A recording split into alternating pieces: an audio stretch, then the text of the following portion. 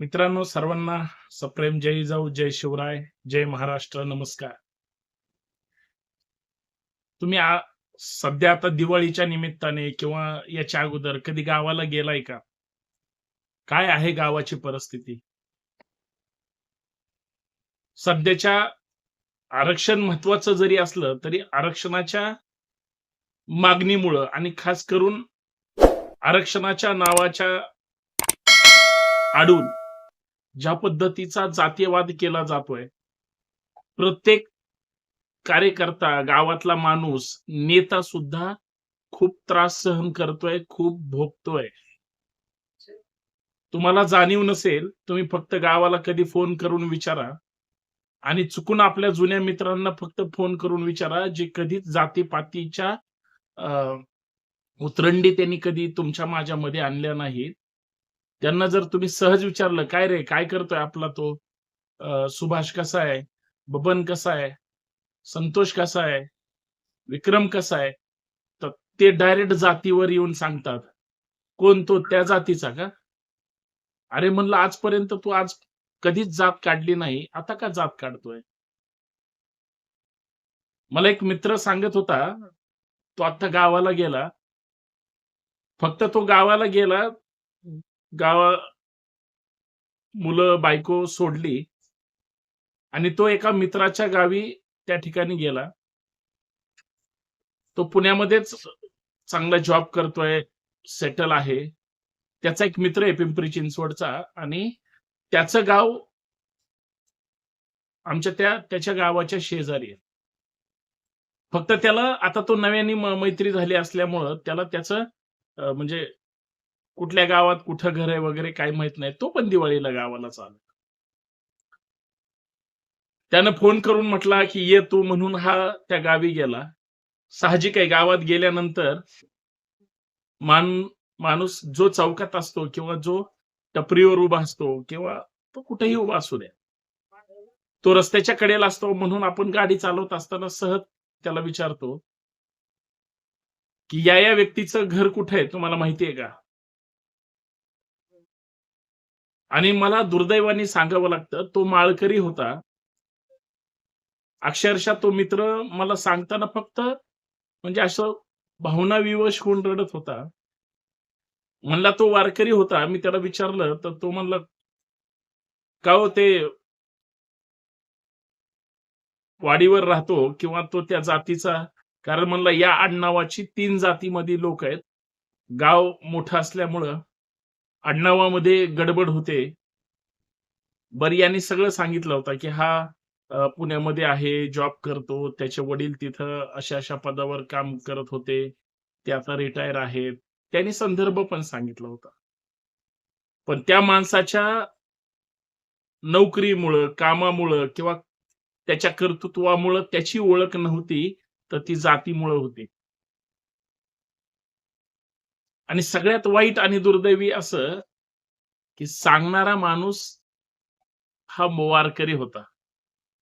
तर वारकऱ्याला जातीचं देणं-घेणं नसतं. जाती पलीकडं वैष्णवाचा मेळा म्हणतात, म्हणजे वारकऱ्यांनी ते पांढरे कपडे गळ्यात किंवा डोक्याला उपरणं, कपाळावर अष्टगंध आणि गळ्यात तुळशीच्या माळा हेच त्या वारकऱ्याचं भांडवल असतं. तो कुठल्या जातीचा आहे, तो कुठल्या गावाचा आहे, तालुक्याचा आहे, कुठल्या विभागाचा आहे, काही देणं-घेणं नसतं. ही गोष्ट खरी आहे, लक्षात ठेवा. त्याने त्या माणसाने पत्ता सांगितला. ह्याने अजून ओळख ठणकावून सांगितली. तोपर्यंत फोनवर ह्यांचं बोलणं सुरू होतं. तो तिकडून निम्म्या वाटत आल्यानंतर जो वारकरी होता, त्या माणसाकडं लहानपणापासून हा यायचा. परंतु जातीच्या भिंती इतक्या उतरंडी म्हणजे लांब-लांब झालेल्या आहेत. जातीच्या उतरंडी आरक्षणामुळे सध्या धुमंगल्यात. त्या माणसानं त्या गावातल्या त्या मुलाला अर्थात माणसाला बघितल्यानंतर तो चटकन पांढरा पडला. अक्षरशः त्याच्या चेहऱ्यावरचं तेज हे झालं. तो म्हणला, "हा का?" हा तर लहानपणापासून माझ्या समोर लहानाचा मोठा झालाय आणि सगळ्यात महत्वाचं अंगा खांद्यावर खेळलाय. मग मामा तुम्ही तर त्याच्या जातीवर आले. असं म्हणल्यानंतर तो 2 मिनिटं थबकला आणि खाली मान घालून निघून गेला. तो जवळ येईपर्यंत हा निघून गेलेला होता. मला एवढंच सांगायचंय, ही मित्र घरी गेले. त्याने त्याच्या मित्राला सगळी कहाणी सांगितली. त्यावेळेस तो मित्र पण म्हटला, "शहरांमध्ये आपण आरक्षणाची आंदोलनं करतोय. गाव-खेड्यात सुरू आहे. सगळीकडे सुरू आहे. आरक्षण मिळालं पाहिजे सगळ्यांचं म्हणणं आहे. आणि ज्यांना आरक्षण आहे, ते सुद्धा आरक्षण चळवळीत आपल्या खंबीरपणे पाठीशी आहेत. मग जाती-जातीत विष कालवतंय कोण?" आणि या सगळ्यांचा शोध घेतला तर एक गोष्ट लक्षात आली आणि या मुद्द्यावर आपल्याला चर्चा करायची आहे. मित्रांनो, एवढीच विनंती आहे, की व्हिडिओ शेवटपर्यंत पहा, जास्तीत जास्त शेअर करा आणि हे YouTube चॅनल सबस्क्राईब करायला, फॉलो करायला विसरू नका. मोठे व्हिडिओ पाहत चला. काही चांगलं देण्याचा प्रयत्न होतच असतो. Instagramवर असेल किंवा Facebookवर असेल, फॉलो बिलकुल करा. कारण तुमच्या माझ्या आईचे जे प्रश्न आहेत, बायकोचे प्रश्न आहेत, आपल्या मुलाबाळांचे किंवा बहिणीचे, भावाचे जे प्रश्न आहेत, त्या प्रश्नावर कोणतरी बारकाईनं चर्चा, विचार करणार आहे की नाही आणि आम्ही त्याच्यावर आमचं आपलं ठाम मत मांडणार आहोत की नाही, हा सुद्धा संशोधनाचा विषय. मी आरक्षणाच्या विषयावर होतो. आरक्षणाची इतक्या चळवळी बदनाम आणि टोकाच्या विरोधाच्या का झाल्या? तर टोकाचा जातीयवाद कशामुळे झाला याचं उत्तर शोधण्याचा प्रयत्न केला. उत्तर हे होतं फक्त अज्ञान. तुझी जात श्रेष्ठ का माझी जात श्रेष्ठ? मी खालचा का तू खालचा? मी मोठा का तू मोठा? बरं हे सगळं बाजूला राहू द्या. आरक्षण म्हणल्यावर सगळेच बारके सांगावे लागतील ना साहेब. तरी पण आम्हीच मोठे असं सांगितलं जातं. बरं विरोध इतका टोकाचा केला जातो. मला आठवतंय ग्रामीण भागातूनच आपण शेतकऱ्याच्याच कुटुंबात आपण जन्माला आलो. गावखेड्यातली माणसं. श्रीमंताच्या घरात फारसं कुणी जन्मलेलं नाही. टाटा, अंबानी, बिर्ला यांच्या घरात कोण जन्मलं असेल तर कृपया त्यांनी हा व्हिडिओ नाही पाहिला तरी चालेल. पण सगळे एकाच पटांगणात खेळलेली, एकमेकांच्या मोठ्या लोकांच्या अंगाखांद्यावर खेळलेली, ताटात एकत्र जेवलेली, आज एकमेकांची नाही म्हणलं तरी इच्छा नसताना सुद्धा शत्रू झाली. आणि एवढं सगळं अनर्थ एका अविद्येने केलं. किती भयानक परिस्थिती आहे. महात्मा फुलेंचा त्यांनी जे लिखाण केलंय, खरंच आम्ही आजही गुलामगिरीत आहोत. शेतकऱ्याचा असूड आम्हाला सत्ताधारी व्यवस्थेवर उगवायचा आहे. आम्ही आमच्या विरोधात, एकमेकांच्या विरोधात त्या ठिकाणी उगारतो. याच्यापेक्षा दुसरं दुर्दैव काय असू शकतं? ती दोघं मित्र ज्यावेळेस घरी गेली आणि बसली, चर्चा करत होती. गावात भेटलेल्याचा मित्राचा आनंद वेगळाच असतो. साहजिक आहे. बायका लेकरांशी संवाद झाला आणि मूळ मुद्द्यावर आले. म्हणले एस-सी तर आजपर्यंत बाजूलाच होते. पण ओबीसी सुद्धा आता वाईट होऊ लागले. ओपनमध्ये आता जाती शोधायला लागले.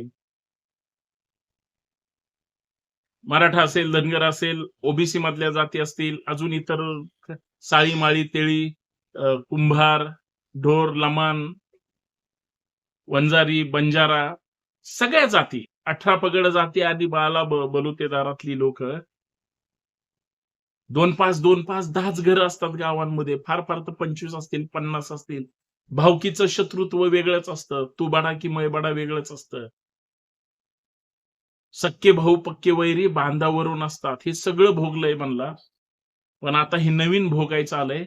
एकमेकांच्या समारंभाला, लग्नाला, अखंड हरिनाम सप्त्याला कुणी एखादं गावातलं एक व्यक्ती जरी मृत्युमुखी पावलं तर अख्खं गाव यायचं. नाही राहिलं आता ते. एका कट्टर जातीवादाच्या टोकाला आता इतकी जातीवादाची किनार भयानक पद्धतीने लागली की मूलतः आणि अंतिमतः शत्रुत्व निर्माण झालंय, असं तो सांगत होता. हे इतकं भयानक होतं, कल्पना पण करू शकत नाही. आणि मी सगळं त्याचं फोनवरून ऐकल्यानंतर मला एकच गोष्ट कळली, जे की मी अनुभवत असतो आणि पाहतो सुद्धा. मित्रांनो, माणसाशिवाय दुसरी कुठलीही जात मोठी नाही. तुम्ही गाव खेड्यातले असू द्या, तालुक्यातले, शहरातले, जिल्ह्यातले असू द्या, मोठ्या मेट्रोपॉलिटन सिटीमधले असू द्या. तुम्ही महाराष्ट्रातले असू द्या किंवा महाराष्ट्राच्या बाहेर असू द्या. माणूस म्हणूनच तुम्हाला जन्माला यायचंय आणि माणूस म्हणूनच मेल्यानंतर तुमच्यावर शेवटचे संस्कार करायचे आहेत. तुम्ही काहीच घेऊन येत नाही आणि तुम्ही काही घेऊन जात सुद्धा नाही. माणुसकी जर तुमच्यात असेल तर हजारो लोक असतात. माणुसकी नसेल तर सिंगल एक माणूस सुद्धा नसतं. मशीनवर पेटवून द्यावं लागतं आणि समजा त्याच्यापेक्षा वाईट गोष्ट म्हणजे काहीच चांगलं कुणी मागेही बोलत नाही आणि पुढं पण बोलणार नसतं. विनाकारण एवढ्या विरोधाच्या भिंती म्हणजे मजबूत करण्यापेक्षा ज्या जुन्या गोष्टी आहेत, आपल्या शिवरायांनी सुद्धा भाजीच्या देठाचं संरक्षण केलं होतं. माणसाचं तर केलंच. कारण शेतात उगवणारं प्रत्येक अन्नधान्य हे त्या माणसाला अपेक्षित असतं. आज तो ओलावा आमच्यात राहिला नाही, हे दुर्दैव आहे. आणि याचं फार मोठी सल गावखेड्यांमध्ये भयानक दिसते. आरक्षण आज मागतोय, उद्या मिळेल सुद्धा. त्यासाठी तुमच्या विचारांची माणसं सत्तेवर येणं अपेक्षित आहे आणि तुम्हाला संघर्षच करावा लागेल.